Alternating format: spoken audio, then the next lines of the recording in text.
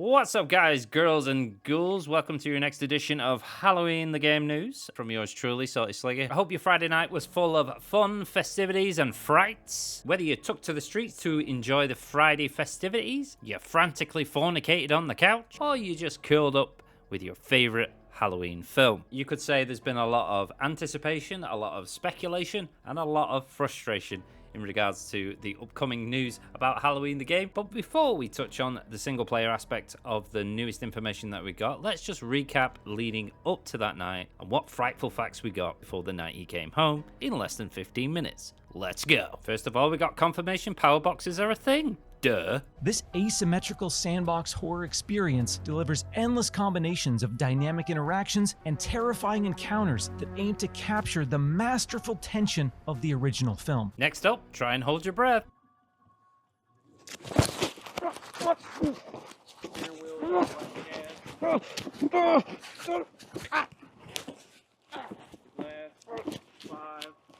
four, three, two, one. Good.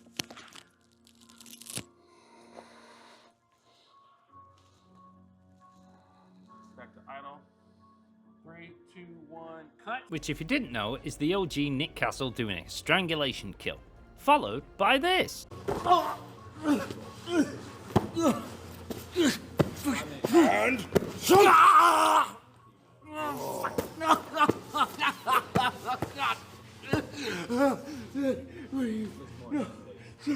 Shunk! Skunk! For those of you that don't know, this is TJ Storm. He's an American actor, stuntman, dancer, and martial artist working alongside the OG Nick Castle, doing more of the strenuous stuff that Nick can't do because he's obviously at a certain age and he can't do everything, and he's being advised by Nick and hoping to capture the essence of Michael. And this would confirm weapon swapping in the game. And here they are!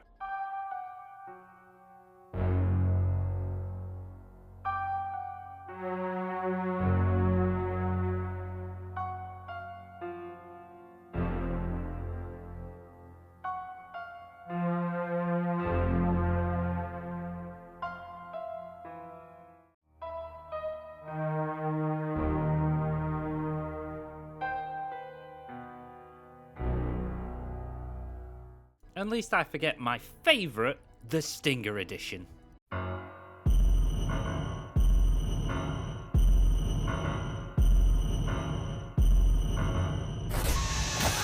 Now, obviously, that's not going to be all the weapons. I think you missed one. This one's a particular favourite of mine, as well as others in the community.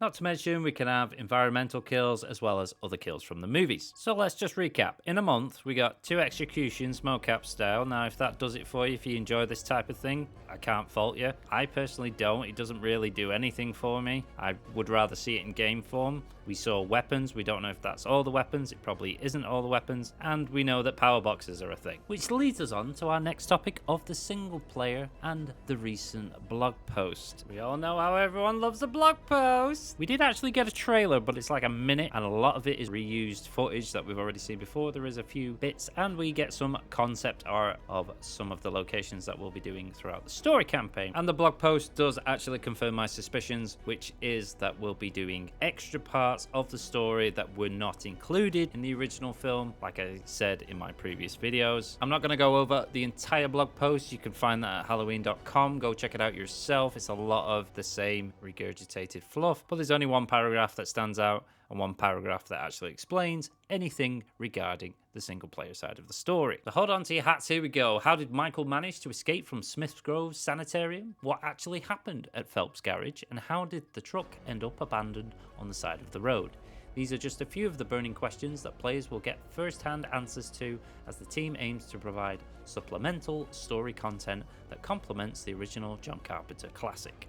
In addition to reliving unforgettable film moments with familiar faces, the single-player story mode in Halloween will also feature new locations and scenes, introducing our brand new cast of Haddonfield civilians, who serve as the playable characters in the game's multiplayer component. This reimagined Halloween story sequences are told through a series of defined single-player chapters with captivating in-engine cinematics and gripping narration provided by Dr. Samuel J. Loomis, which we already knew. Ilphonic remains committed to delivering a compelling, authentic Halloween single player, offering the matches the meticulous cadence of the original film.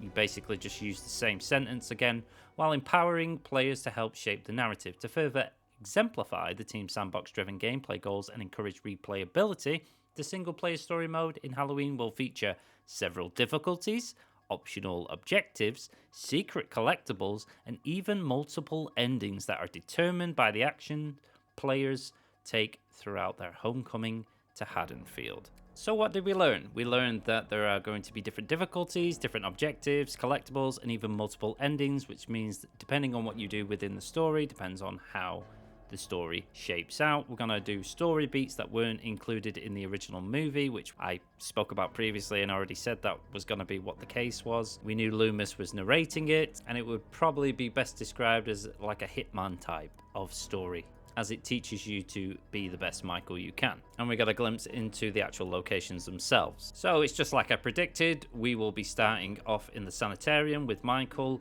how he escaped there. He won't have his mask, so then we'll end up at the garage where Michael will actually get his mask and why the truck was left there. We also get an interior look of the garage itself as well within the trailer. And they finish off by giving us a look at the exterior of the Red Rabbit Lounge. So we'll find out how Michael gets the matches. That's all we got for Halloween. Literally all we got. Am I disappointed? I'm going to be honest, I am. I was expecting a bit more, especially for Halloween. So in the wise words of Angry Joe, Done fucked it up! this was definitely one of your prime opportunities to really showcase your game. And this definitely is a prime example of showcasing your game too early. But I also believe that I've cracked the code when it comes to the marketing of this game. And I believe that every event is where they're going to showcase this game, because we had State of Play, that's a lot of eyeballs on the console side. We know that consoles hold up these types of games on a regular basis. So when's the next event? The Game Awards. So maybe we'll see more at the Game Awards. Who's to know? But that's all the information I have. A quick, easy, digestible video with all the information instead of a 15-minute long rant. So if you think I've smashed it, I think I've smashed it. Please smash a like. If you want to support the channel any further, the best way of doing that is by subscribing. Subscribing to the channel is the best example of support that will enable me to pursue long-term content creation in the future. So thanks for watching, and I hope you enjoyed it. You'll find other videos on my channel if you want to check those out. You'll find social links down below if you want to follow me in that space. You'll find live streams at the live tabs if you want to see me play Arc Raiders. Come along and say hi. I've been Salty Sleggy, and this has been Halloween the Game. Have a wonderful day, and I'll see you next time.